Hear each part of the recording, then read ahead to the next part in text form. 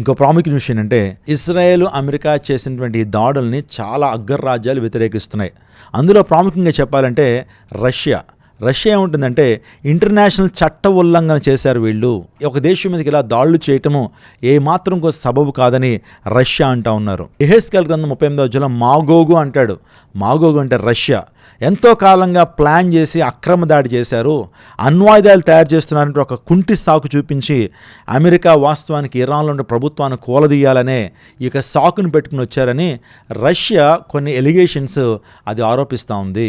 వాస్తవానికి ఆ ఎలిగేషన్స్ ఏదైనా ఆధారం లేవు, కానీ ప్రపంచానికి ఏం చెప్తుందంటే ఒక కుంటి సాకు పెట్టుకున్నారు.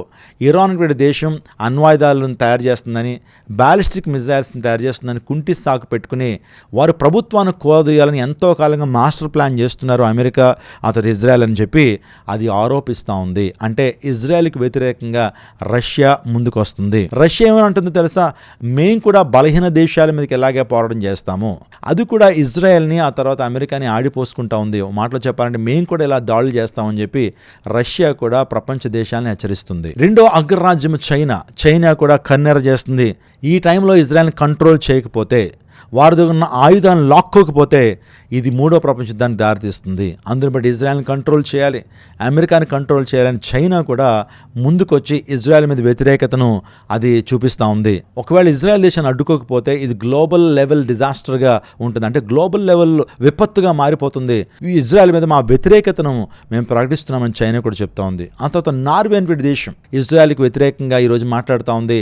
ఇది మంచి పద్ధతి కాదు, ఇజ్రాయెల్ తగ్గాలి అనేటువంటి విషయాన్ని చెబుతుంది. వాస్తవానికి యుద్ధం ద్వారా ప్రపంచవ్యాప్తంగా చాలా నష్టం రాబోతుందని చాలామంది విశ్లేషకులు అభిప్రాయపడుతున్నారు. భారతదేశం కూడా న్యూట్రల్గా మాట్లాడుతూ ఉంది. ఎందుకంటే మిడిల్ ఈస్ట్ అనేటువంటిది ఆయిల్కి, సూపర్ పవర్కి ఈగోస్ కలిసినటువంటి ప్రాంతాలండి. అక్కడ ఆయిల్ ఉత్పత్తి ప్రపంచ దేశాల్లో అన్ని దేశాలకు వెళ్తుంది కాబట్టి ఆయిల్ రేట్లలో మార్పులు వస్తాయనే ఉద్దేశంతో చాలా దేశాలు న్యూట్రల్గా ఉంటున్నాయి.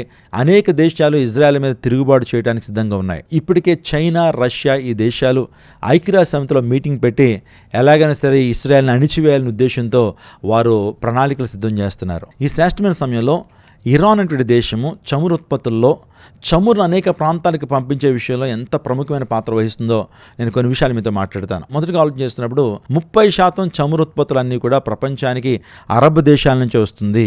ఇరాన్ చేతిలో ఒక శక్తివంతమైన ఆయుధం ఉంది, అదే స్ట్రైట్ ఆఫ్ హార్మోస్. ఇది ఒక సముద్రపు సన్నన మార్గం అండి. ఈ మార్గం గుండా అనేక ఓడలు చమురును తీసుకెళ్తూ ఉంటాయి ఈ మిడిల్ ఈస్ట్ నుంచి. ఒకవేళ కనుక ఈ మార్గాన్ని కనుక క్లోజ్ చేస్తే చాలా వరకు చమురు ఉత్పత్తులు ఆగిపోతాయి, చమురు రేట్లు పెరిగిపోతాయి, ఆయిల్ రేట్లు పెరిగిపోతాయి. అంత మాత్రమే కాదు, ఆ ఓడల్ని ఏమైనా మైన్స్ పెట్టి వాటిని బ్లాస్ట్ చేసినా సరే ప్రపంచవ్యాప్తంగా చాలా నష్టాలు వస్తాయి. ప్రపంచవ్యాప్తంగా దేశాల్లో చమురు రేట్లు ఎప్పుడైతే పెరుగుతాయో, ఆయిల్ రేట్లు ఎప్పుడైతే పెరుగుతాయో నిత్యావసర వస్తువులు పెరిగిపోతాయి. ప్రపంచవ్యాప్తంగా ఆర్థిక మాంద్యం కావచ్చు, ప్రపంచవ్యాప్తంగా ఎక్స్పెన్సెస్ పెరిగిపోతాయి. అందుని బట్టి అనేక దేశాలకు నష్టం. కాబట్టి ఇప్పుడు అనేక దేశాలు వచ్చి ఏమంటున్నాయి తెలుసా, న్యూట్రల్గా మాట్లాడుతూ ఉన్నాయి. ఇజ్రాయెల్, అమెరికా అలా చేయడం తప్పని అనేక దేశాలు మాట్లాడుతున్నాయి. ఆ దేశాల్లో ప్రాముఖ్యంగా నేను చెప్పాను చైనా, రష్యా, నార్వే, టర్కీ, ఆ తర్వాత ఇంకా మిడిల్ ఈస్ట్లో ఉంటున్న అనేక దేశాలు ఇజ్రాయెల్కి వ్యతిరేకంగా పోరాటం చేస్తున్నాయి. ఎగ్జాక్ట్లీ యెహెజ్కేలు 38వ అధ్యాయంలో చెప్పబడినటువంటి మాటలు ఇవే.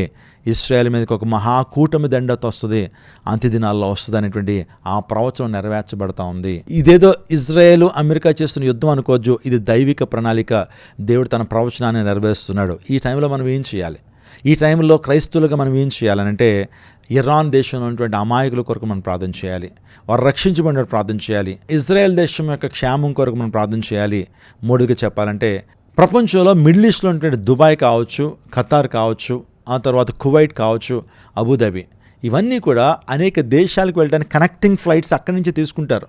అందుని బట్టి ఇప్పుడు ఆ ఎయిర్పోర్ట్స్ బ్లాక్ అయిపోతే, ఆ ఎయిర్పోర్ట్స్ కనుక స్తంభించిపోతే ప్రపంచంలో రవాణాలు ఆగిపోతాయండి, ప్రపంచంతో స్తంభించిపోద్ది. అందుని బట్టి అనేక మంది ఈ చర్యను వ్యతిరేకిస్తున్నారు. కాబట్టి మన యొక్క భారతీయులు ఆ దేశాల్లో ఉండిపోయినటువంటి వారు క్షేమంగా వారి దేశానికి రావాలని, ఏదైనా ప్రాణ నష్టం జరగకూడదని అందరూ ప్రార్థన చేద్దాం.